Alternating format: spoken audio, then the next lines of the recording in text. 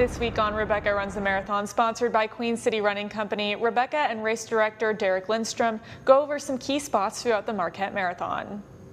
So we're in Ishpeming. I have Derek with me, the race director of the Marquette Marathon, and my coach and friend. So thanks for being here, Derek. Absolutely. Yes, and so we are at the starting line in Ishpeming, and this is where kind of the magic starts. It does. And so tell me a little bit about this area here at the starting line.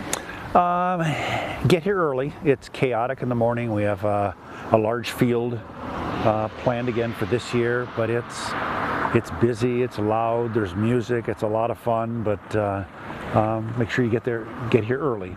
Right. On race day. Okay, and so when it comes to this, are people going to be out here watching you? I know there's kind of a big parking area, but maybe not enough for the whole county of Marquette to be here, but... Yeah, most people will take shuttles. We have shuttles running up, certain times, gets you up here, but there's plenty of parking if you want to get dropped off with your family and have, people can cheer here, and then once you take off, a lot of people just scoot down to Marquette. There's different spectator areas. The mix of emotions, whenever I'm at a starting line, I'm excited, I'm nervous, I'm just like, oh my gosh, I have this big journey ahead of me. It is. And I'm just at the beginning. Right. So how do you manage those kinds of weird mix of emotions? You have to look back at your training. You've been training for this for a long time, and everybody that's running, we've talked about this before, everybody has run their first marathon once. And I ran my first marathon once. This will be your first marathon. You're going to learn a lot. You're going to make mistakes.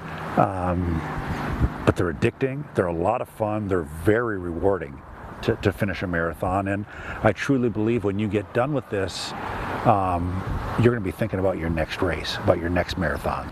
I'm looking forward to it, and I think this is the perfect spot to start here in Ishpeming and just cruise through Marquette County. Absolutely, All absolutely. right. We ordered good weather. I hope so. All right, so let's go check out some other places along the course. Wonderful. We got this. So we're at the corner of Lakeshore Boulevard and Spring Street. There's a hill behind us, and why is this part of the course challenging for some people?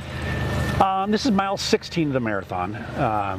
You have just got done running 6-7 miles downhill, and it's easy, and you feel great, and you get to the bottom of the hill and you take this right, and now granted it's not an uphill, but you're actually working now, and so there's a mental piece.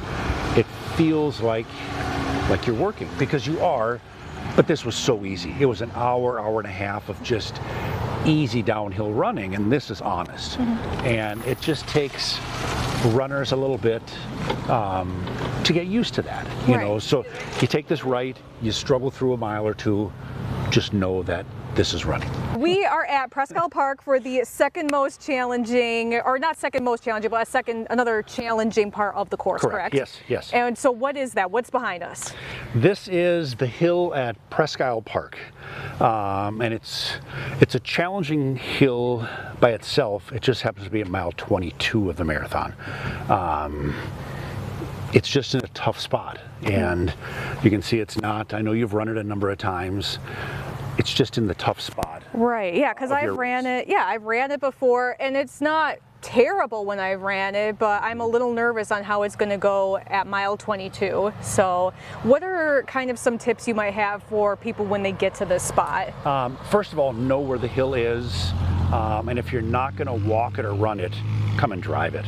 The island has limited hours, but come out and drive. It's a 1 mile, 2 mile loop. Come out and drive it. Just make sure you're up and down, go around the backside, because you'll run the whole island just like they're doing. It doesn't look daunting as we're standing here.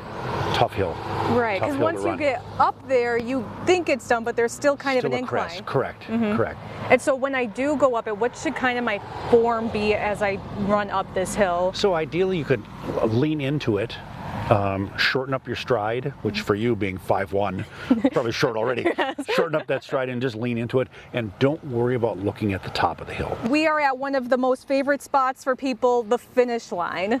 We are. And so, you know, on race day, what does this look like? It looks a little different than it does today. It looks a lot different. On race day, we have music, we have excitement, we have barriers, we have an arch, for you when you finish and whatnot. But this is the finish line of the Marquette Marathon and half marathon. Oh, I should say, and the relay, the 5K, the kids run, everything finishes right here. Right here with a nail in the concrete. With a nail in the concrete, yep. And we finish outside of the Superior Dome, which it's wonderful. You know, it's just wonderful here. Right. And so, from a coaching standpoint, when should I really start kicking it in when I get towards the finish line? It all depends on what you have left.